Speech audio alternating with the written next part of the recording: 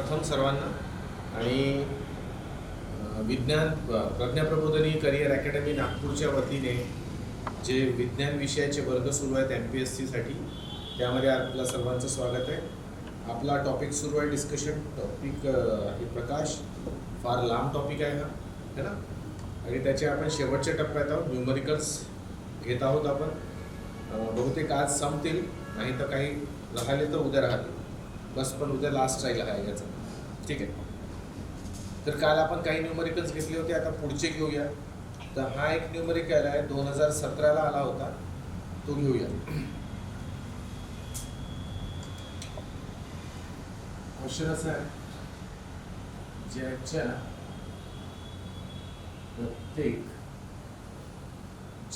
प्रत्येक पृष्ठभागाची वक्रता त्रिज्या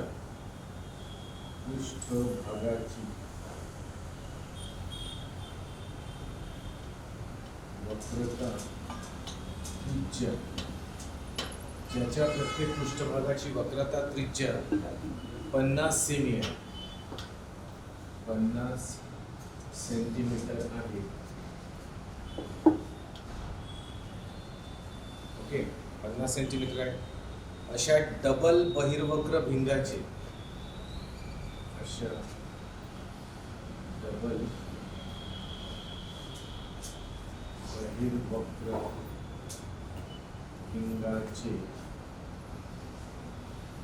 डबल बहिर्वक्र भिंगाचे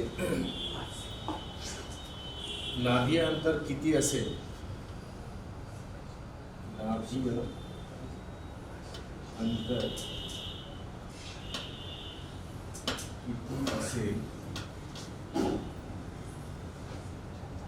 किती असेल जर काचेचा बहिर्वक्र दर्शक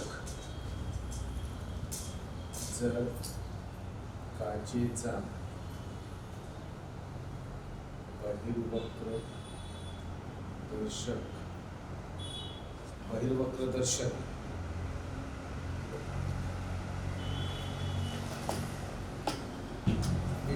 थोडी चूक झाली आहे.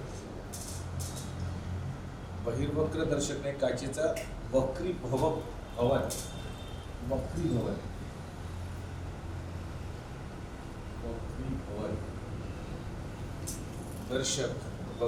दर्शक 1.50 असेल. 1.50.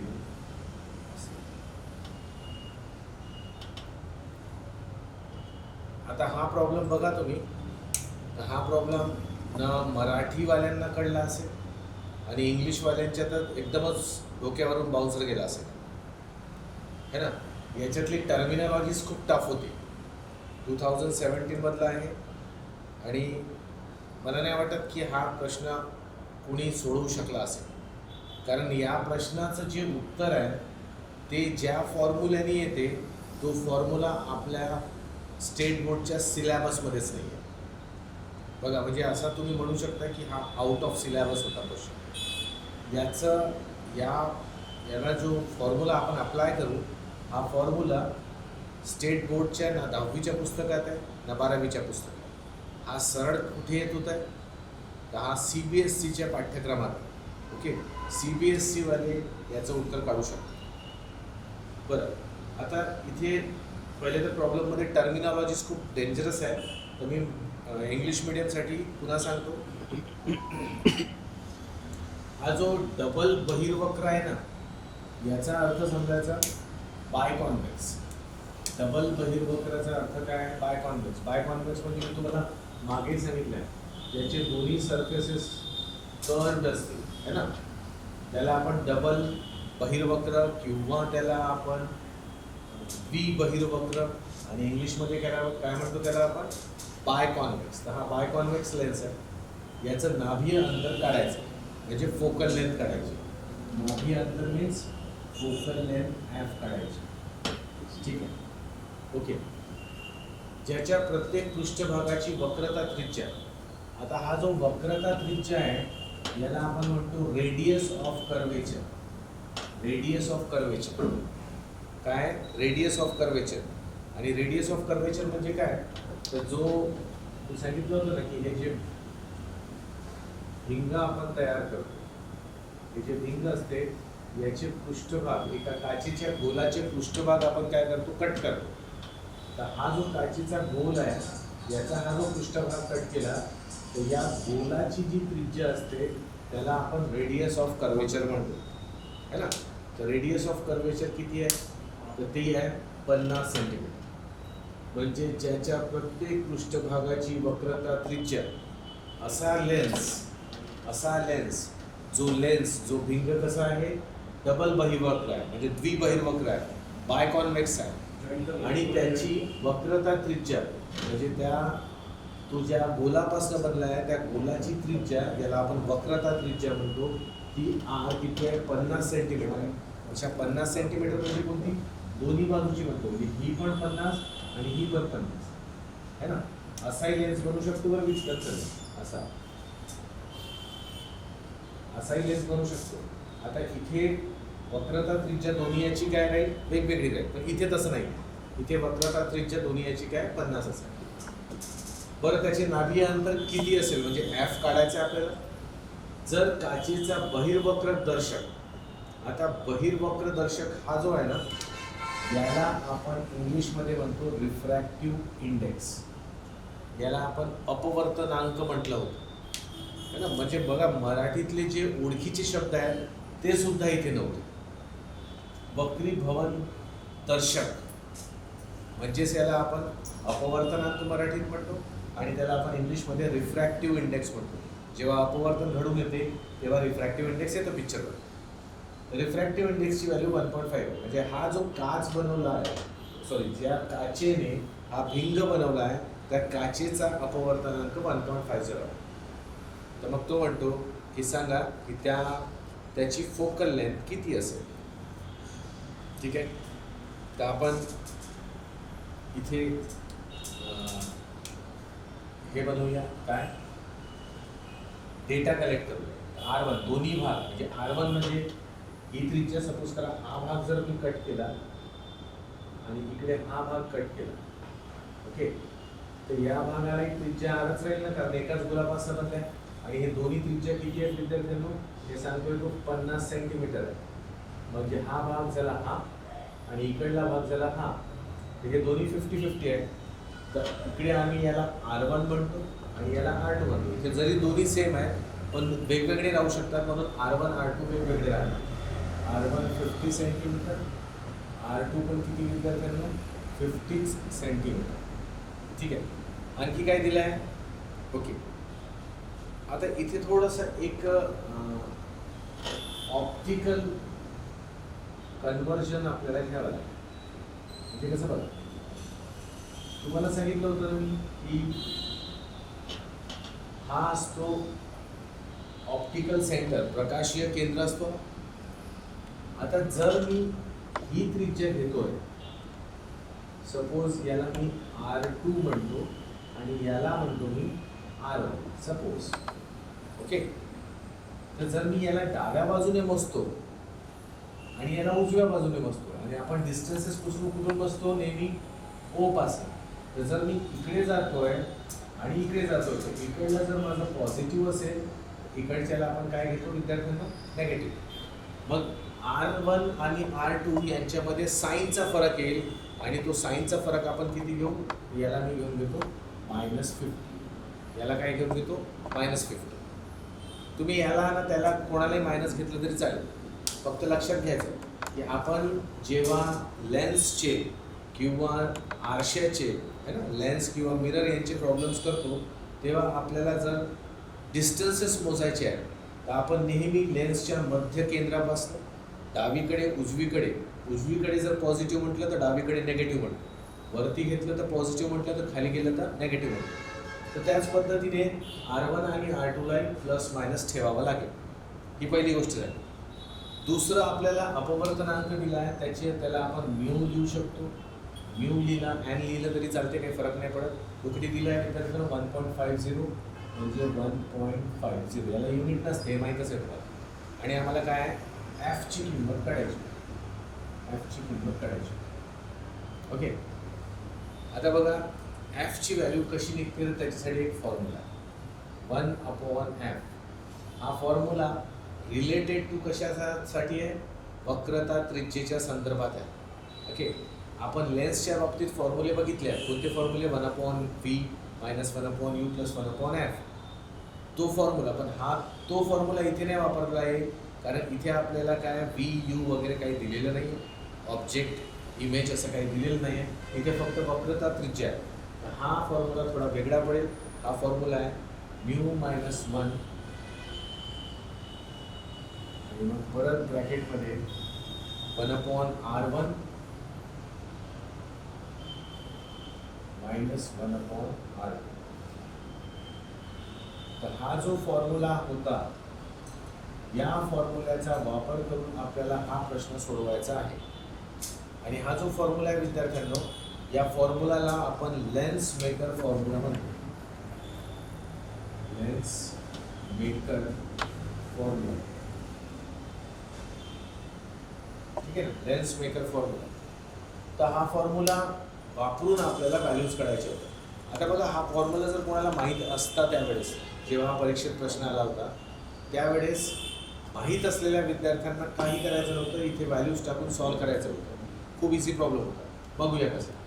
तर व्हॅल्यू आपल्याला 1/f काढायचं आहे. ही व्हॅल्यू अशीच राहील.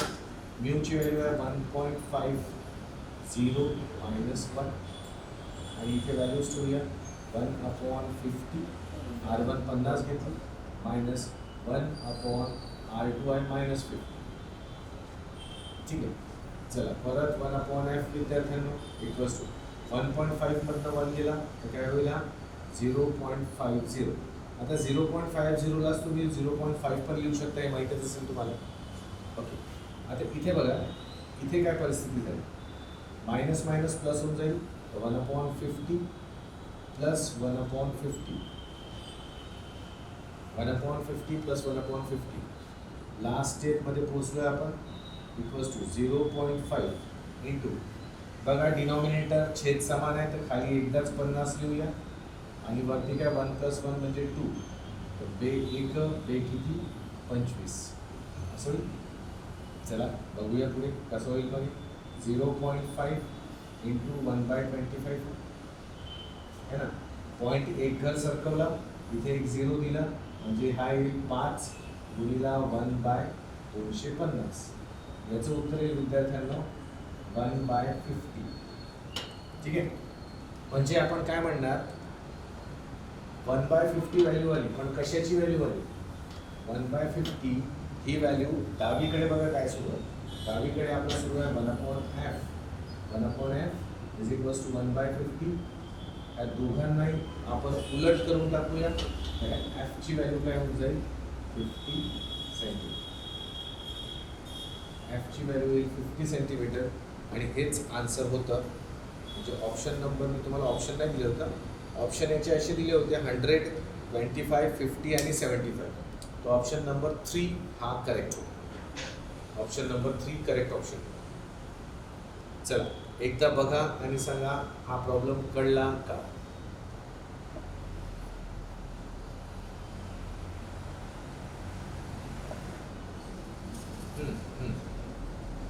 तोच प्रॉब्लेम घेतलाय प्राजक्ता. परत सांगू? इंग्लिशमध्ये रिपीट करा. चला मी इंग्लिशमध्ये सांगतो. आपण इंग्लिशमध्ये सांग. इंग्लिशमध्ये आपण वाचूया प्रॉब्लेम पहिले. जो क्वेश्चन होता 2017चा. What is the focal length of a double convex lens? इथे जो प्रश्न विचारला आहे त्यामध्ये double convex lens. Double convex म्हणजे त्याला आपण बाय कॉन्व्हेक्स म्हणतो. ओके, बाय कॉन्व्हेक्स है ना. असाही असेल ना, हा सरळ भाग आहे आणि हा असा वक्र आहे, यालाही आपण कॉन्व्हेक्सच म्हणतो. पण हे दोन्ही भाग कर्व्ड असतील तर त्याला आपण बाय कॉन्व्हेक्स म्हणतो. इथे याने डबल कॉन्व्हेक्स वर्ड वापरला, अर्थ तोच होतो. तो what is the focal length of double convex lens for which the radius of curvature of each surface is 50 centimetre. म्हणजे हा जो भूभाग, हा जो सरफेस आहे लेन्सचा, याला आपण कुठून तरी कापून आणला असेल ना, म्हणजे कुठल्या तरी गोलामधनं कापलेलं असेल, कोणत्या तरी स्पिअरमधनं कापलेलं असेल. तर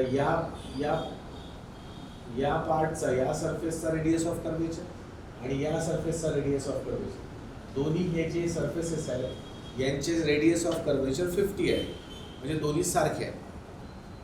त्याला म्हणायचं आहे की फोकल लेंथ काढा जर refractive index of glass is 1.5. आम्हाला या लेन्सची फोकल लेंथ काढायची आहे ना. जर या ग्लासचा, ज्या काचेपासून ती लेन्स बनली आहे, त्या काचेचा रिफ्रॅक्टिव्ह इंडेक्स काय 1.50. मराठीमध्ये कसं नाभी अंतर काढायचं आहे. वक्रता त्रिज्या प्रत्येक भूभागाची पृष्ठभागाची 50 सेंटीमीटर दिली आहे. भिंग कसा आहे, डबल बहिर्वक्र आहे, म्हणजे काय द्विबहिर्वक्र आहे. ओके, आणि आपल्याला अपवर्तनांक 1.50 दिलेला आहे. अशी ही कंडिशन. आता बघा विद्यार्थ्यांनो, या ठिकाणी दोन गोष्टी लक्षात ठेवायच्या होत्या. पहिली गोष्ट, हा लेन्स मेकर फॉर्म्युलाने याचा आन्सर निघणार. लेन्स मेकर फॉर्म्युला कुठे आहे, CBSEच्या सिलेबसमध्ये आहे, आपल्या सिलेबसमध्ये नव्हतं. ठीक आहे, तरी पण हा प्रश्न काही कॅन्सल वगैरे झाला नव्हता, हा प्रश्न इंटॅक्ट होता. आता बघा, लेन्स मेकर फॉर्म्युल्यामध्ये हा फॉर्म्युला आहे आणि इथे आपल्याला R1 R2 या व्हॅल्यूज वापराव्या लागतात. पण इथे एक लक्षात घ्यायचं होतं की तुम्हाला मी कार्टेशियन सिस्टम सांगितली होती की आपण जेव्हा असे कन्सिडर करतो तर इकडून या साईडला जाताना आपण पॉझिटिव्ह घेतो, तर या साईडला जाताना आपण नेगेटिव्ह घेतो. त्याच पद्धतीने वरती जाताना आपण पॉझिटिव्ह घेतो आणि खाली येताना आपण नेगेटिव्ह घेतो, असं आहे. आता इथे बघा, इथे जर मी लेन्स काढली, इथे जर मी लेन्स काढतोय तर मी या बाजूने जर R1 मोजतोय. अच्छा, आपण मोजायचं कसं असते, कुठून मोजायचं असते, या मध्यबिंदूपासून. तर मी जर R1 त्या दिशेने मोजतोय, R1 त्या दिशेने मोजतोय, तर ऑब्विसली म्हणजे या भूभागाची काय होईल, ती त्रिज्या होईल. तर R2 मला या दिशेने मोजावं लागेल, है ना. कारण बघा ना, हे दोन्ही पृष्ठभाग, हे दोन्ही सरफेसेस विरुद्ध दिशेला आहेत ना, त्या O बिंदूच्या. एक या दिशेने चाललाय, एक या दिशेने चाललाय. तर या दोघांच्या वेळेस आपल्याला काय करावं लागेल, साईन वेगवेगळे घ्यावं लागेल. इकडच्याला आपल्याला पॉझिटिव्ह घ्यावं लागेल, इकडच्याला काय घ्यावं लागेल, मायनस. म्हणून आपण काय केलं, इथे R1ची व्हॅल्यू 50 घेतली आणि R2ची व्हॅल्यू -50 घेतली. मग इथे फॉर्म्युला तर आहे, हा लर्नच करायचा आहे, पाठच ठेवायचा आहे. फॉर्म्युल्यामध्ये व्हॅल्यूज टाकली. आता तुम्हाला हे सोडवता तर आलंच असेल. इथे 50, इथे -50 टाकू. ठीक आहे, 50 - 50 टाकू.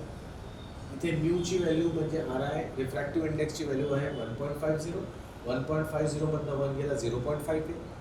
यांना सॉल्व केलं, मायनस प्लस झाला, हे 50 होतील, खाली 50च राहतील आणि वरती काय 1 + 1 2. याला कट केलं तर 0.5 × 1/250. 250 नाही, 25. पण तुम्हाला डेसिमल शिकले असाल तुम्ही. डेसिमल म्हणजे काय विद्यार्थ्यांनो, दशांश पूर्णांक शिकले असाल. त्यामध्ये बिंदू आपण सरकवला तर खाली 0 दिलो. हा पॉईंट इकडे सरकवला तर इथे हा 0 एक्स्ट्रा दिला, म्हणजे इथे 5 आली, इथे खाली 250. याला कट केलं तर 1/50 आलं. 1/50 ही कोणाची व्हॅल्यू आहे, तर 1/f. डावीकडे बघा आपलं 1/f सुरू आहे. 1/f ची व्हॅल्यू 1/50 आहे. याला आणि याला उलट आहे, त्याला सुलट करून टाकू, म्हणजे इन्व्हर्ट करू. प्रॉपर्टी लावली आपण इन्व्हर्टेंडोची, तर आपल्याला f ची व्हॅल्यू किती दिसते, 50 सेंटीमीटर. म्हणजे त्या बहिर्वक्र भिंगाची, द्विबहिर्वक्र भिंगाची, डबल कॉन्व्हेक्स लेन्सची फोकल लेंथ किती होईल विद्यार्थ्यांनो, तर ती होऊन जाईल 50 सेंटीमीटर. आता रिप्लाय करा, कळलं का?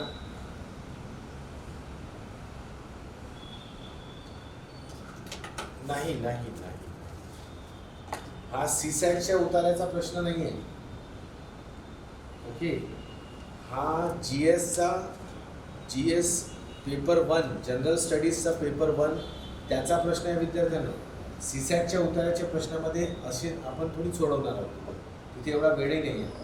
तिथे सायन्सचे प्रश्न असतात नो डाऊट सीसॅटमध्ये, पण विद्यार्थ्यांनो हा स्पेशली 2017च्या जो पेपर आला होता त्यामध्ये आपल्याला दिसते की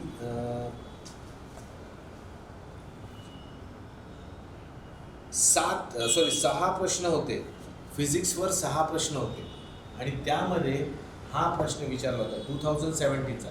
साईटवर आहे अवेलेबल, तुम्ही बघू शकता. साईटवर अवेलेबल आहे. ओके, ठीक आहे विद्यार्थ्यांनो. So I hope you understood. कुणाला काही डाऊट नाही आहे ना? चला मग पुढे जायचं.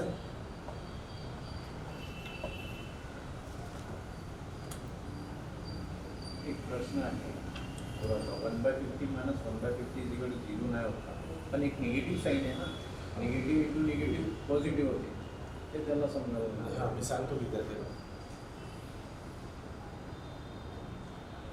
बघा, हा ॲक्च्युली बेसिक मॅथ्सचा प्रश्न आहे, काही प्रॉब्लेम नाही. तुमचा डाऊट करेक्ट आहे की 1/50 मायनस 1/50 नक्कीच 0 होते, बिलकुल 0 होते.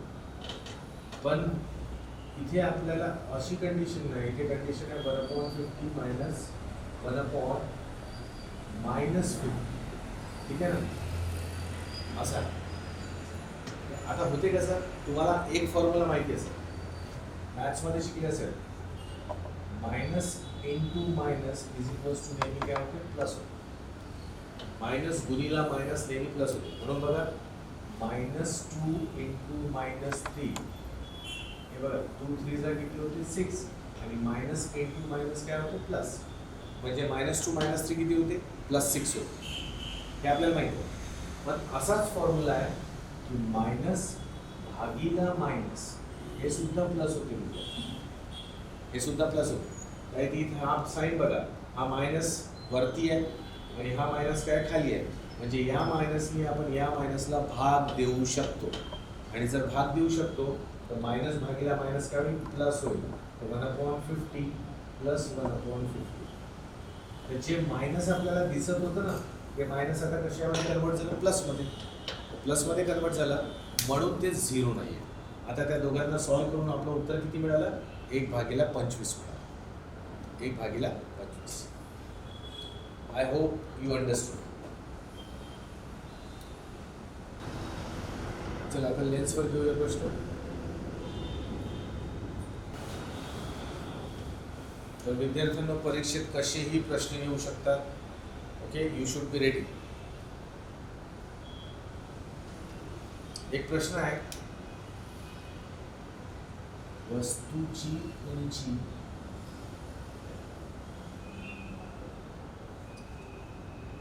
4 सेंटीमीटर, वस्तूची उंची 4 सेंटीमीटर,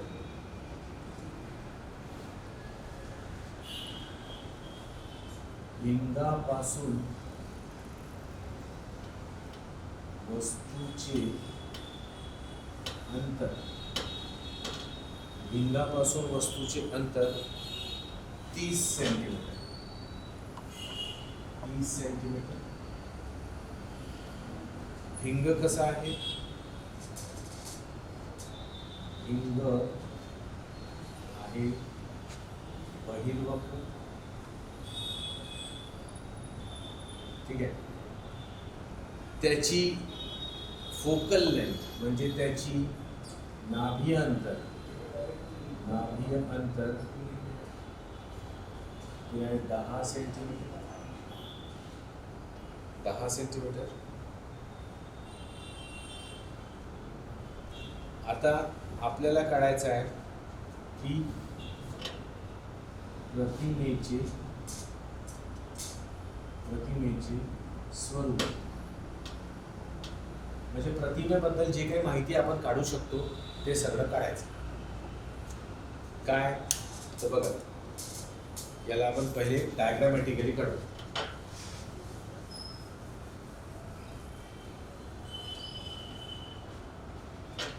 हा स्टुडंट्स बघा, सर्वप्रथम तो काय म्हणतो की भिंग कशी आहे, बहिर्वक्र आहे. तर बहिर्वक्र भिंग काढूया आपण. बहिर्वक्र भिंग काढूया असं आहे, आणि ही त्याची principal axis. Okay, principal axis, बहिर्वक्र भिंग आणि त्याची जी प्रिन्सिपल ॲक्सिस, प्रकाशीय अक्ष. ओके, आता पुन्हा लक्षात ठेवा, हा आपला ओ बिंदू आहे, प्रकाशीय केंद्र हा आहे, ऑप्टिकल ॲक्सिस ऑप्टिकल सेंटर काय तो मध्यभागी आहे भिंगाच्या. आता या भिंगाचे डिटेल्स काय दिले आहे, तो बहिर्वक्र आहे आणि त्याची नाभी अंतर्दाह आहे. नाभी अंतर्दाह आहे की डेटा लिहितो एफ किती आहे 10 सेंटीमीटर. Okay F 10 centimetre. एक वस्तू आहे, ती वस्तू 30 सेंटीमीटर अंतरावर ठेवली. तर समजा मी इथे ती वस्तू घेतो, ही वस्तू इथे ठेवली, तिला काय म्हणू आपण, ही वस्तू भिंगापासून 30 सेंटीमीटरवर आहे, म्हणजे त्या भिंगाच्या प्रकाशीय केंद्रापासून ऑप्टिकल सेंटरपासून 30 सेंटीमीटरच्या डिस्टन्सवर आहे. त्या वस्तूची उंची 4 सेंटीमीटर दिली. ही वस्तू जी आहे ती 4 सेमी उंच आहे. ओके चला मग आता डेटा कलेक्ट करूया. हा जो यू आहे हे वस्तूचे अंतर आहे ना, तर वस्तूचे अंतर नेहमी काय घ्यायचे 30 सेंटीमीटर. हा जो 4 आहे हे काय वस्तूची उंची. वस्तूची उंची वस्तूची उंची आपण काय घेऊ, त्याला आपण h1 घेतलं होतं, हे आहे 4 सेंटीमीटर. आणि आता प्रॉब्लेम करायला सुरू करू. पण विद्यार्थ्यांनो एक गोष्ट, भिंगाचे प्रॉब्लेम करताना साइन कन्व्हेन्शन विसरायचं नाही. साइन कन्व्हेन्शन कधीच विसरायचं नाही. ओके तर साइन कन्व्हेन्शन मी पहिलेपासूनच सांगतो आहे की आपण जेव्हा या बाजूने जातो, या बिंदूच्या प्रकाशीय केंद्राच्या ऑप्टिकल सेंटरच्या राईट हँड साईडला जातो तर प्लस घेतो, लेफ्ट हँडला गेलो तर काय घेतो मायनस घेतो, वरतीकडे गेलो तर काय घेतो पॉझिटिव्ह घेतो, खाली गेलो तर काय करतो नेगेटिव्ह, है ना. आता 2-3 गोष्टी लक्षात घ्यायच्या. त्याला तुम्ही दुसऱ्या भाषेतही सांगू शकता की येणारा जो प्रकाश आहे, येणाऱ्या प्रकाशाच्या दिशेला नेहमी काय करतो आपण पॉझिटिव्ह घेतो. प्रकाश आपला कसा आहे ऑब्जेक्टवर पडून लेन्सपर्यंत येईल ना, तर प्रकाश ज्या दिशेने येईल ती दिशा नेहमी पॉझिटिव्ह समजायची. म्हणजे आपण जे म्हणतो ना की उजवी दिशा आपण पॉझिटिव्ह घेतो, ते पॉझिटिव्ह आहे थोडा. बरं जर डावीकडे जात राहू आपण तर मग आपल्याला काय घ्यावं लागेल मायनस. पण हे प्लस मायनस हे जे अंतर आहे हे आपण मोजणार कुठून आहोत, तर मोजू आपण प्रकाशीय केंद्र म्हणजे ऑप्टिकल सेंटरपासून. म्हणजे मी कसं म्हणणार, ऑप्टिकल सेंटरपासून मी उजवीकडे जातो तर पॉझिटिव्ह, ऑप्टिकल सेंटरपासून डावीकडे गेलं तर नेगेटिव्ह, है ना. दुसरी गोष्ट, जर बहिर्वक्र भिंग आहे, बहिर्वक्र भिंग आहे म्हणजे काय कॉन्व्हेक्स लेन्स. बहिर्वक्र भिंग कॉन्व्हेक्स लेन्स आहे, तर याची फोकल लेंथ, याचे नाभी अंतर नेहमी काय घ्यायचे पॉझिटिव्ह. बहिर्वक्र भिंगाचे नाभी अंतर नेहमी काय घ्यायचे पॉझिटिव्ह. हा आपला बहिर्वक्र भिंग आहे, तर मग याचे नाभी अंतर आम्हाला +10च ठेवावं लागेल. पण आता आपण यू बघूया. मी यू ह्या बिंदूपासून मोजणं सुरू करतो, तर मला यू कडे जाताना म्हणजे त्या वस्तूपर्यंत पोहोचताना वस्तूपर्यंत जाताना मला डावीकडे यावं लागत आहे की उजवीकडे. तर या प्रकाशीय केंद्रापासून आपण डावीकडे शिफ्ट होतो, तर डावीकडे शिफ्ट होतो म्हणजे आपण असं चाललो ना, तर आपल्याला याची व्हॅल्यू काय घ्यावं लागेल मायनस. तर म्हणून इथे यू ची किंमत मला नेगेटिव्ह घ्यावी लागेल. बरं आपण वरती जर वस्तू आपण प्रकाशीय अक्षाच्या वरती असं ठेवलं तर ती काय घ्यावी लागते पॉझिटिव्ह, म्हणून ती पॉझिटिव्ह ठेवली आपण 4 सेंटीमीटर. एवढं कळलं. बघा आता आपल्याला माहिती आहे यू आहे, एफ माहिती आहे, तर आपण व्ही काढू शकतो. व्ही काढूया. तर फॉर्म्युला तुम्हाला माहिती असेल. पहिला फॉर्म्युला काय 1/v - 1/u = 1/f. हा फॉर्म्युला होता, आठवते है ना. भिंगाचे सूत्र म्हटलं होतं आपण त्याला. चला 1/v काढायचं आहे, -1/u ची किंमत किती आहे विद्यार्थ्यांना -30 = 1/f ची किंमत किती आहे 10. परत हे बघा मायनस मायनस प्लस होईल आणि हे तिकडे चाललं जाईल, म्हणजे 1/v येईल 1/10 मायनस. बघा समजलं का तुम्हाला, हे मायनस मायनस प्लस झालं आणि हे प्लस व्हॅल्यू तिकडे गेली तर काय होऊन जाईल मायनस, म्हणजे -1/30. चला मी याला सोडवतो. 1/v क्रॉस मल्टिप्लिकेशन 30 × 30 -10 × 10 आणि आपण लिहू 30 × 10 म्हणजे किती 300.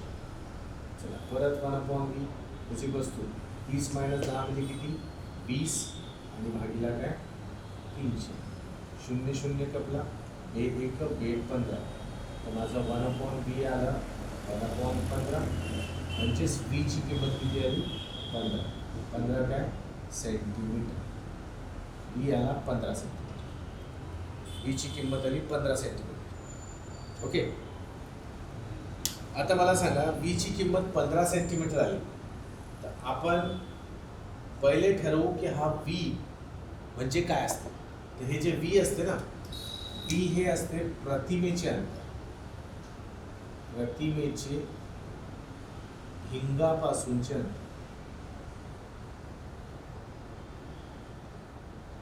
प्रतिमेचे भिंगापासूनचे अंतर बरं मग आता इथे आपल्याला साईन खूप इम्पॉर्टंट आहे माझा उत्तर +15 आला प्लस म्हणजे कोणत्या बाजूला जायचं आहे मला उजवीकडे कुठपासून केंद्रापासून सेंटरपासून तर इकडून आपण 15 सेंटीमीटर दूर जाऊ म्हणजे आम्ही काय म्हणणार की इथून इथपर्यंत समजा 15 होत असेल कदाचित तर हे आहे 15 सेंटीमीटर म्हणजे या ठिकाणी आपली काय बनणार आहे इमेज बनणार या ठिकाणी आपली इमेज बनणार ओके आता ही इमेज बनणार पोझिशन आपल्याला माहिती पडली ओके आता तुम्ही म्हणाल का बरं तिकडे गेलो आपण तर तिकडे याच्यासाठी गेलो कारण उत्तर आलं आपलं 15 +15 आलं जर मानून घ्या सोडवत असताना तुम्हाला हे उत्तर -15 मिळालं असतं तर मग तुम्हाला डाव्या बाजूला यावं लागलं असतं म्हणजे उत्तराच्या साईनवर आम्ही ठरवतो की आम्हाला कोणत्या दिशेने जायचं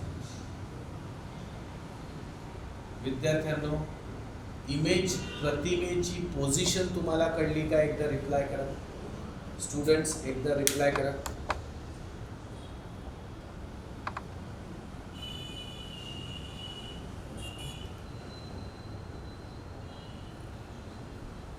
प्लीज रिप्लाय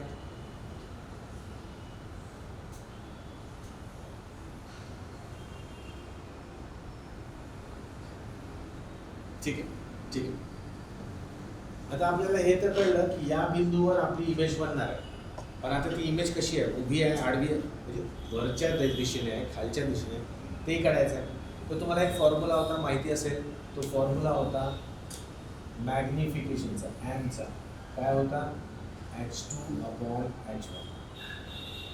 h2/h1 फॉर्म्युला होता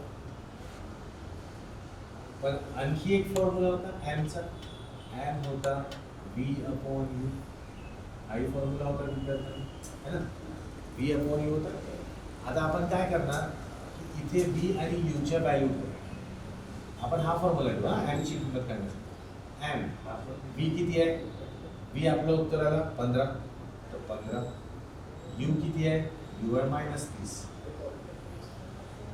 u आहे -30 याचा अर्थ काय झाला आता तुम्ही बघा एक लक्षात घ्या इथे जेव्हा व्हॅल्यूज ठेवाल ना तर ते त्यांचे जे चिन्ह आहेत प्लस मायनस जे काही असेल त्यांच्या सकट ठेवायचं कारण तेच आपल्याला सांगेल की प्रतिमा कशी बनत तर 15/30 म्हणजे हे काय होईल 1/2 पण काय मायनसमध्ये म्हणजे एम ची व्हॅल्यू आली -1/2 जर एम मायनस येतो आहे एम ची व्हॅल्यू नेगेटिव्ह येत आहे तर याचा अर्थ प्रतिमा काय आहे उलट आहे उलट आहे म्हणजे काय इन्व्हर्टेड आहे एम मॅग्निफिकेशनची व्हॅल्यू जर मायनस येत आहे नेगेटिव्ह येते आहे तर प्रतिमा आपली काय आहे उलट आहे प्लस आली असती तर सुलट आहे ओके म्हणजे आता आपण पोझिशन फिक्स करूया आपली जी इमेज बनणार आहे ती कशी बनेल आहे खालच्या दिशेने अशी उलट बिल पद्धत ओके उलट बनणार ठीक आहे ही झाली गोष्ट आता दुसरी गोष्ट आता मला एम ची किंमत माहीत पडली -1/2 आपण पाहू की इमेज जी बनली तिची उंची किती राहील तर परत आता हा फॉर्म्युला घेऊ एम h2/h1 ओके एम ची व्हॅल्यू काय -1/h2 आणि h1 किती आहे h1 म्हणजे वस्तूची उंची याला आपण h1 म्हणू हे किती आहे 4 हा 4 वरती जाईल तर -4/2 बरोबर h2 होईल म्हणजे h2 किती आला विद्यार्थ्यांनो -2 है ना, -2 म्हणजे 2 सेंटीमीटर आणि मायनस काय दाखवेल ही वस्तू काय उलट्या दिशेने, म्हणून आपण त्या वस्तूची प्रतिमा अशी दाखवू आणि ती किती आहे 2 सेंटीमीटर. कळलं काय? 2 सेंटीमीटर एवढी त्याची प्रतिमा बनेल. पहिले मला सांगा एवढं समजलं का? काय अजून स्वरूप कंप्लीट व्हायचं आहे, इतकं कळलं का सांगा? एवढं रिप्लाय करा स्टुडंट्स. आजचे न्यूमरिकल्स थोडे टफ आहेत, समजायला कठीण आहे. एवढं कळलं ना? म्हणजे आम्हाला एक गोष्ट माहीत पडली की जी प्रतिमा बनते आहे ती प्रतिमा भिंगाच्या उजव्या बाजूला बनेल. दुसरं, प्रतिमा उलट बनेल कारण आम्हाला हे जे एम ची व्हॅल्यू आहे, विशालनाची व्हॅल्यू आहे, मॅग्निफिकेशनची जी काय मिळाली नेगेटिव्ह मिळाली. तिसरं, तिची उंची किती राहील हे काढण्यासाठी आपण काय केलं, हा फॉर्म्युला वापरला, तर तो -2 सेंटीमीटर आला. यावरून सिद्ध झालं की ते तशी मिळाली. आता एक गोष्ट परत लक्षात ठेवा, जेव्हा कधी पण उलट प्रतिमा असते, उलट प्रतिमा असते, तर ती प्रतिमा नेहमी काय असते, वास्तव प्रतिमा असते. वास्तव प्रतिमा जर तुमची उलट प्रतिमा आली, उलट आली म्हणजे इन्व्हर्टेड आली, तर काय समजायचं की ती रियल इमेज आहे, वास्तव प्रतिमा आहे. म्हणजे वास्तव कोणती ते सांगितलं होतं मी तुम्हाला. या प्रतिमेला आपण स्क्रीनवर घेऊ शकतो, या प्रतिमेसाठी आपण स्क्रीन वापरू शकतो, है ना. तर ही गोष्ट लक्षात ठेवायची की प्रतिमा काय उलट आलं, उत्तर आपलं उलट मिळत आहे, तर समजून जायचं की ती प्रतिमा काय वास्तव प्रतिमा आहे, ती प्रतिमा वास्तव प्रतिमा आहे. तर मग आता त्याने जे म्हटलं प्रतिमेचे स्वरूप काय, तर प्रतिमेचे स्वरूप त्याचं उत्तर लिहिण्यासाठी आपण कसं लिहिणार, तर 2-3 गोष्टी लिहाव्या. काय, भिंगापासून किती अंतरावर आहे, 15 सेंटीमीटर अंतरावर उजवीकडे आहे, राईट साईडला उजवीकडे. प्रतिमा कशी आहे, प्रतिमा उलट आहे म्हणजे इन्व्हर्टेड आहे. प्रतिमा कशी आहे, लहान आहे. लहान आहे म्हणजे कोणापेक्षा लहान आहे, तर ती वस्तू जेवढी होती ना उंचीने त्यापेक्षा लहान आहे. कारण वस्तू 4 सेंटीमीटर होती, प्रतिमा किती आहे 2 सेंटीमीटर. ठीक आहे. परत प्रतिमा काय वास्तव आहे, प्रतिमा वास्तव आहे. मग आपण भिंगापासून बनलेल्या त्या प्रतिमाच्या सगळ्या गोष्टी सांगितल्या आणि मग हे टोटल मिळून काय बनतं, तर प्रतिमेचे स्वरूप बनतं. म्हणजे उलट, लहान, वास्तव. इंग्लिशमध्ये काय, तर inverted, diminished and real. Inverted, diminished and real. तर आय होप हा एकच न्यूमरिकल तुम्ही लक्षात ठेवला ना, तर न्यूमरिकल याच्यावर कोणताही विचारला जर परीक्षेत, तर तो तुम्हाला इझिली आन्सर काढता येईल. खूपसा कॉम्प्लिकेटेड नाही विचारतील याच्यावर, जसे ते IIT JEEचे क्वेश्चन्स असतात तसे नाही राहतील. आम्हाला थोडंसं अप्रोच असायला पाहिजे, फक्त आमचा अप्रोच. हे गोष्टी लक्षात ठेवायचे, साइन कन्व्हेन्शन, ओके, मॅग्निफिकेशन आणि लेन्स फॉरवर्ड. या गोष्टी जर आपण लक्षात ठेवला तर लेन्सवरचे कोणतेच प्रॉब्लेम आमचे बिघडणार नाहीत. ठीक आहे विद्यार्थ्यांना, एकदा रिप्लाय करा. Have you understood? समजलं का? येस. आता एक आरशावरचा घेऊन घेऊ प्रॉब्लेम, म्हणजे आपला प्रॉब्लेम डिस्कस होऊन जातो.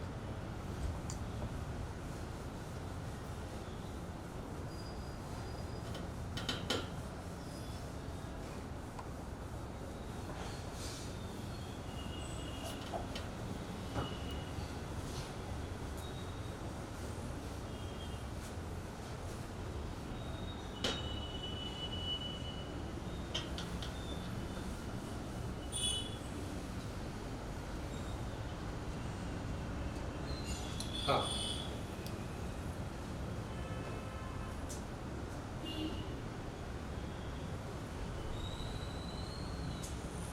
तर एक गाडीचा आरसा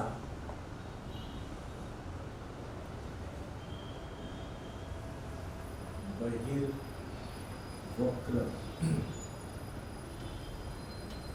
असून गाडीचा आरसा आपण बहिर्वक्रच वापरतो. बहिर्वक्र म्हणजे काय? कॉन्व्हेक्स. कॉन्व्हेक्स असून त्याची वक्रता त्रिज्या, त्याची वक्रता त्रिज्या 3 सेंटीमीटर 3 सेंटीमीटर आहे असं सांग. सॉरी 3 सेंटीमीटर नाही, 3 मीटर आहे. 3 मीटर आहे. वक्रता त्रिज्या म्हणजे काय? तर वक्रता त्रिज्या म्हणजे रेडियस ऑफ कर्वेचर.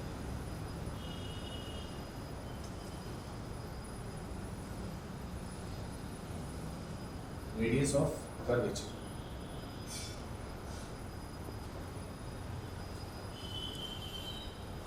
जर एक बस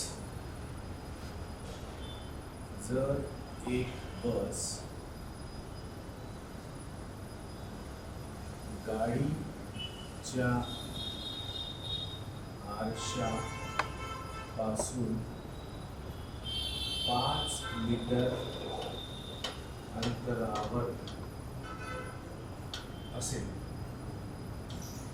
जर एक बस गाडीच्या आरशापासून 5 मीटर अंतरावर असेल तर तयार होणाऱ्या प्रतिमेचे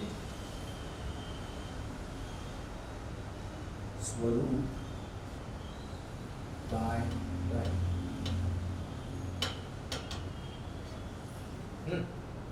तर गाडीची काच आहे, कार आहे, जे काही असेल सोडा ते, तिचा काच आहे. आता गाडीचा काच म्हटला तर आपण कोणता वापरतो? आपण कॉन्व्हेक्सच वापरतो है ना. म्हणजे कसा? बहिर्वक्र वापरतो. हा वाला.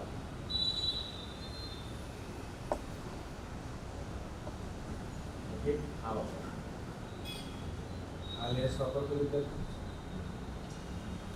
बहिर्वक्र म्हणजे कॉन्व्हेक्स आहे, कॉन्व्हेक्स मिरर आहे.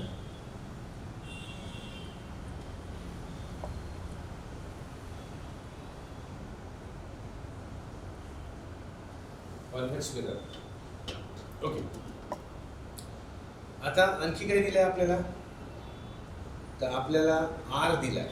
आता बघा हे जे आर दिलंय, आर आपण कुठल्याच फॉर्म्युल्यामध्ये पाहिलं नाही है ना. आरशाचे सूत्र त्याच्यात आर नाही. पण हा जो आर आहे ना, या आरचा वापर करून जे 3 मीटर आहे, आर म्हणजे समजलं ना 3 मीटर, ज्यापासनं तो आरसा बनवलाय त्या गोलाची त्रिज्या किती आहे म्हणजे 3 मीटर. आणि एक लक्षात घ्या की आरशांसाठी है ना, मिररसाठी आपण फोकल लेंथचा फॉर्म्युला असा वापरतो.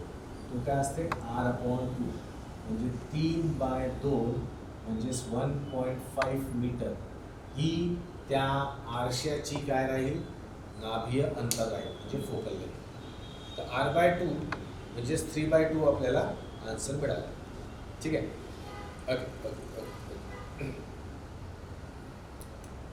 आता हा आरसा असा गाडीवर लागलेला आहे आणि त्याच्यापासनं जी बस मागे आहे ती 5 मीटर अंतरावर आहे. म्हणजे आम्ही काय म्हणणार? हा आरसा आणि ती वस्तू. तर आरसा आणि वस्तू, तर आरशापासून वस्तूचे अंतर त्याला आपण u घेऊया. आणि u किती दिला आहे विद्यार्थ्यांनो? 5 मीटर. u दिला आपल्याला 5 मीटर. ठीक आहे. u 5 मीटर दिलाय, तर 5 मीटर दिलाय तर ते मायनस घ्यायचं की प्लस घ्यायचं? पुन्हा तीच गोष्ट येते. हा आपला ऑप्टिकल सेंटर आहे ना. येणाऱ्या प्रकाश किरण जर आपण पॉझिटिव्ह पकडतो म्हणजे ही दिशा पॉझिटिव्ह होते, तर ही दिशा काय होईल? निगेटिव्ह होईल है ना. मग आमची बस कुठे उभी आहे? इथे आहे बस. बस इथे आहे, तर आहे अंतर आम्ही या बाजूने मोजतोय. तर मला u ची व्हॅल्यू काय घ्यावं लागेल? -5. मला याला -5. ठीक आहे, -5. चल मग आता आपण व्हॅल्यू काढूया. तर फॉर्म्युला कसा होता? 1/f 1/v plus 1/u is equals to 1/f. 1/v plus 1/u equals to 1/f. हा आपला होता आरशाचे सूत्र. ओके, व्हॅल्यूज ठेवूया. 1/v प्लस 1/u ची व्हॅल्यू काय आहे? -5 आहे इज इक्वल्स टू 1/f. अच्छा, f काय घेतला आपण? f आलं 1.5. ओके, तर मी याला असं लिहितो, याला 3/2 ठेवतो, म्हणजे 1/3/2 असं ठेवतो. म्हणजे ते 2/3 होऊन जाईल, ते 2/3 होऊन जाईल. ते नंतर बघूया. पहिले एक गोष्ट की ला मी प्लस घेऊ की मायनस घेऊ, एक गोष्ट लक्षात ठेवायची.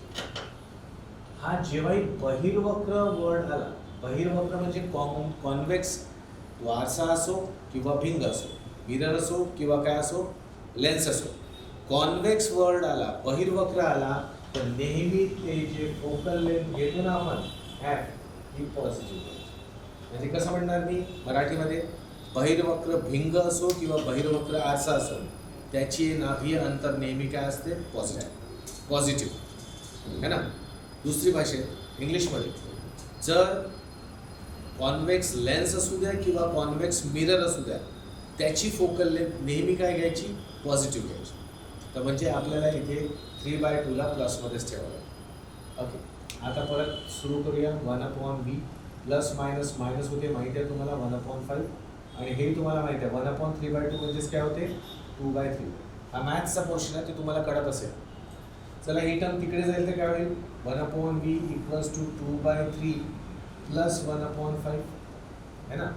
तर बघा कसं होईल विद्यार्थ्यांनो. 1/v इक्वल्स टू 5 दुने 10 आणि 3 एक 3, हे होईल 13/3 15. याला उलट केलं तर कसं दिसेल विद्यार्थ्यांनो? v ची व्हॅल्यू होईल 15/13. 15/13 आणि 15/13ला जर आपण कॅल्क्युलेट केलं तर ॲप्रॉक्सिमेटली अंदाजाने ते 1.15 येते. म्हणजे 1.15 मीटर असा आपण बीची किंमत काढली असं समजू. 1.15 मीटर, ठीक आहे. म्हणजे या प्रकाशीय केंद्रापासून जी प्रतिमा तयार होणार आहे ती कोणत्या कुठे राहील? ती या बिंदूपासनं 1.15 मीटर दूर राहील. पण कोणत्या बाजूला? कोणत्या बाजूला? तर आन्सर पुन्हा बघा, आन्सर प्लस आला की मायनस आला? आन्सर आमचं प्लस आला ना. तर प्लस आला म्हणजे आम्हाला माहिती आहे पॉझिटिव्ह डायरेक्शन इकडे घ्यायची. तर या बिंदूपासून आपण इकडे जाऊया. तर हे जे आहे हे अंतर आहे 1.15 मीटर है ना. या दिशेने या बिंदूवर काय होईल? प्रतिमा बनेल. या बिंदूवर प्रतिमा बनेल. कळलं? मग प्रतिमा ही बनली तर आता आम्हाला काय पाहायचं आहे विद्यार्थ्यांनी? तिचं नेचर, स्वरूप पाहायचं आहे ना. स्वरूप पाहायचं आहे. 1 सेकंड, एक मिनिट, कुठे गेला प्रश्न?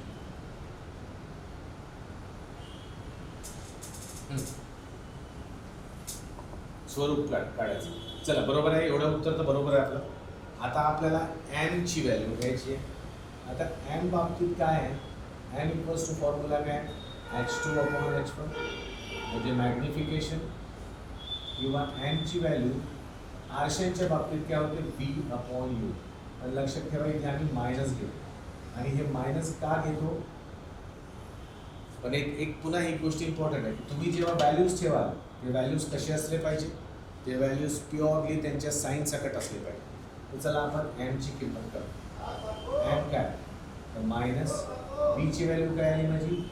1.15, आणि यू ची किंमत किती आहे माझी विद्यार्थ्यांनो? यू होतं 1.5.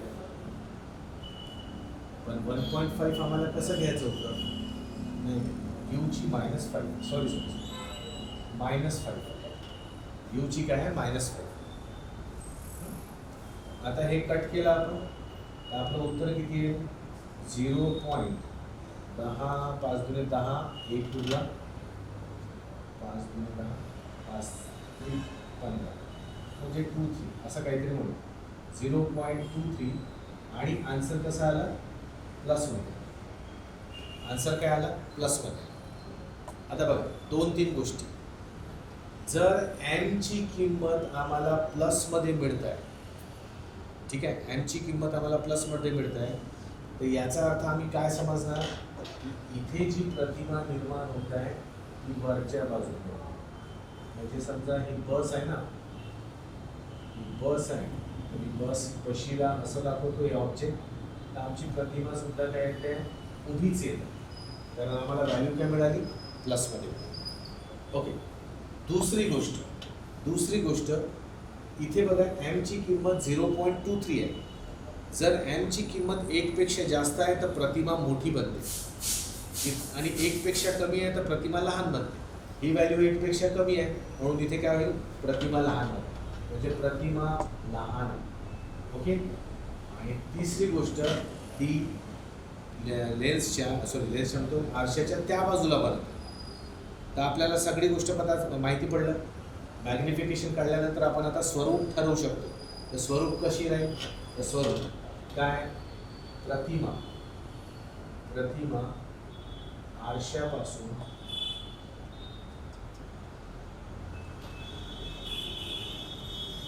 उजवीकडे, किती उजवीकडे 1.15 मीटरवर बनेल, 1.15 मीटर उजवीकडे बनेल. त्यानंतर प्रतिमा काय राहील, सरळ राहील, त्याला आपण मराठीत सुलट म्हणतो, उलट सुलट. त्यानंतर प्रतिमा काय राहील, लहान बनेल. आणि एक लक्षात ठेवा, जेव्हा कधी प्रतिमा सुलट बनतात म्हणजे वस्तूही उभी आहे त्याची प्रतिमाही उभीच बनते, तर ती प्रतिमा नेहमी काय बनते, आभासी बनते. ती प्रतिमा नेहमी आभासी बनते. म्हणजे मी आता इंग्लिशमध्ये सांगतो. ओके, प्रतिमा काय, इमेज कशी आहे, मिरर पासनं राईट हँड साईडला 1.15 मीटर अंतरावर बनेल. मिरर पासनं राईट हँड साईडला म्हणजे मिररच्या मागे म्हणूया आपण, मिररच्या मागे 1.15 मीटर बनेल.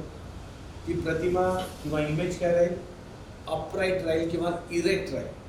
सुलट म्हणजे इरेक्ट ना, इरेक्ट म्हणजे उभी, सरळ वरच्या दिशेने उभी. ती लहान राहील, लहान म्हणजे काय राहील विद्यार्थ्यांनो, डिमिनिश्ड राहील. आणि त्याच्यानंतर ती आभासी आहे म्हणजे ती काय राहील, व्हर्च्युअल आहे. व्हर्च्युअल कोणत्या बेसिसवर म्हणतोय आपण, तर जेव्हा कधी प्रतिमा सरळ मिळाली आपल्याला, इरेक्ट म्हणजे सुलट प्रतिमा मिळाली, तर ती प्रतिमा नेहमी आभासी असते. ते मग भिंग असो किंवा आरसा असो. आणि जर प्रतिमा आपल्याला उलट मिळाली तर ही प्रतिमा नेहमी काय असते, वास्तव असते आणि म्हणजे रिअल इमेज असते. आणि या इमेजला आपण स्क्रीनवर घेऊ शकतो, तर हे मिळालं. आता याच्यात एक गोष्ट आहे की याच्यात आम्हाला एक गोष्ट मिळणार नाही. काय नाही मिळणार, की ते प्रतिमेची उंची किती राहील, इमेज ऑफ द म्हणजे हाईट ऑफ द इमेज किती राहील. तर आपण इमेजची हाईट नाही काढू शकत. त्याचं कारण काय आहे की आपल्याला त्या वस्तू म्हणजे त्या बसची हाईट नाही दाखवली. फक्त आपल्याला माहिती आहे की प्रतिमा काय झाली छोटी. म्हणून बघा आपण जेव्हा बहिर्वक्र भिंग शिकलं होतं, भिंग म्हणतो आरसा, कॉन्व्हेक्स मिरर शिकलो होतं, तेव्हा आपण सांगितलं होतं की जी प्रतिमा आपल्याला गाडीच्या आरशांमध्ये मिळते ती प्रतिमा आपल्याला उभी म्हणजे इरेक्ट मिळते, लहान मिळते. आणि लहान बनत असल्यामुळे मागच्या बाजूचं सगळं दिसून पडते आपल्याला.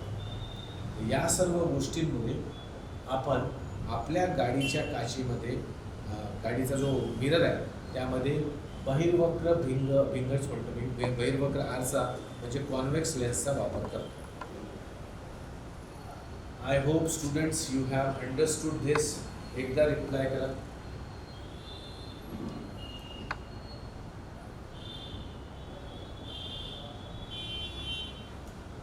शॉर्टकट मेथड विशालच आहे ना, हो, शॉर्टकट नाही आहे. बघ याच्यात पॉईंट्स लक्षात कसे ठेवायचे, जे पॉईंट सांगितले आहे ना ते जर तुम्ही सिक्वेन्शियली लक्षात ठेवले तर तुम्ही याचं उत्तर पटकन काढू शकता. मला समजवायला नक्कीच वेळ लागेल है ना, पण जर आपण करायला बसलो तर कॅल्क्युलेशन पार्ट बघ याच्यात कमी आहे. कॅल्क्युलेशन पार्ट कमी आहे पण कन्सेप्टवाला पार्ट जास्त आहे. प्रतिमा उलट असेल म्हणजे काय होईल, सुलट असेल म्हणजे काय होईल. तर याला असं शॉर्ट नाही, हे शॉर्टच आहे. फक्त हे मी समजून सांगू राहिलो ना, म्हणून मला डिटेलमध्ये सांगावं लागत होतं. पण जेव्हा तुम्ही करायला बसाल ना, एखादी गणित करून बघाल तुम्ही पुस्तकामधनं, तर तुमचा हा लवकर होईल. तुम्हाला फक्त एवढंच कॅल्क्युलेट करायचं. एवढं कॅल्क्युलेट केलं, इथे कॅल्क्युलेशनला वेळ काय लागत आहे, कारण पॉईंटमध्ये उत्तर आहे. जनरली आपल्या परीक्षेमध्ये पॉईंटमध्ये उत्तरं येणारे प्रश्न नसतात, है ना. तर त्यावेळेस तुम्हाला हेच पटापट करणं पॉसिबल. पण कन्सेप्ट तर लक्षात ठेवावेच लागते तुम्हाला. Vishal, I hope Vishal understand, you understood. Okay ना. आणखी काही प्रश्न आहेत?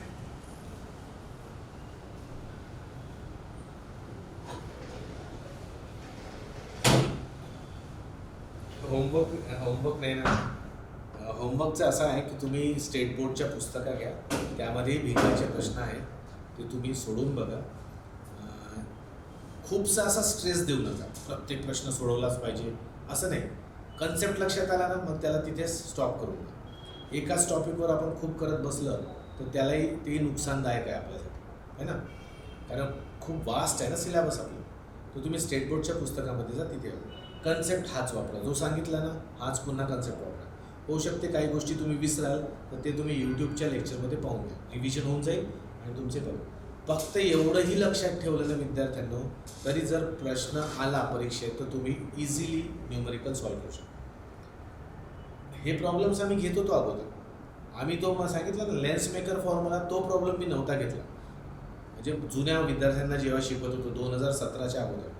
कारण आम्हाला वाटत होतं की CBSEचं येणार नाही, पण ते विचारलं तर त्याच्यानंतर तो फॉर्म्युलासुद्धा आम्हाला इन्क्लूड करावा लागला. तर असं काहीसं एखाद्या वेळेस चुकून होऊन जाते, इकडून तिकडून भयंकर प्रश्न येतात. पण ते प्रश्न असे असतात विद्यार्थ्यांना की ते 90% विद्यार्थ्यांना जमतच नाही. ओके, सो नॉट टू वरी. तुम्ही प्रश्न सोडवा आणि त्याच्यामध्ये काही डिफिकल्टी आली तर मला विचारा. Okay, yes. तर मग आता उद्या आपण नवीन टॉपिक करू सुरू, इलेक्ट्रिसिटी. इम्पॉर्टंट टॉपिक, जे लेंदीएस्ट टॉपिक होता हाच होता लाईट, तो झालेला आहे आपला. आता याच्यापेक्षा कमी लेंदीएस्ट म्हणजे याच्या हाफ म्हणा, तो आपला इलेक्ट्रिसिटीचा आहे. इम्पॉर्टंट टॉपिक आहे, तोही मिस करू नका. आणि तो पहिला दिवस मिस नाही करायचा. उद्याचा दिवस इम्पॉर्टंट राहील, कारण उद्या मेन इलेक्ट्रिसिटी काय आहे, विद्युत ऊर्जा काय आहे, उद्याच कळून येईल. तर उद्याचा दिवस मिस झाला तर परवा नरवा मग तुम्हाला थोडा समजायला त्रास होईल. तर ठीक आहे विद्यार्थ्यांनो, इथे आपण थांबूया. तुमचे प्रश्न असतील तर मला पाठवत चला आणि इथे पर्सनली विचारले तर चालतील. Thank you very much for being with me for this very nice class arranged bye Pragya Prabodhini career academy. I really thankful to all of you my dear students and I wish all the best for your future studies. Exam केव्हा होते आणखी पक्कं तर नाही आहे, पण तुमचा अभ्यासाचा जोर कमी होऊ देऊ नका. तो त्याच पॅशनने सुरू ठेवा आणि बस यावेळेस आपल्याला एक्झाम पास करायची आहे म्हणजे करायचीच आहे, असं तुम्ही मनाला पक्क करून ठेवा. ओके विद्यार्थ्यांनो, thank you very much. All the best. See you tomorrow. Bye bye.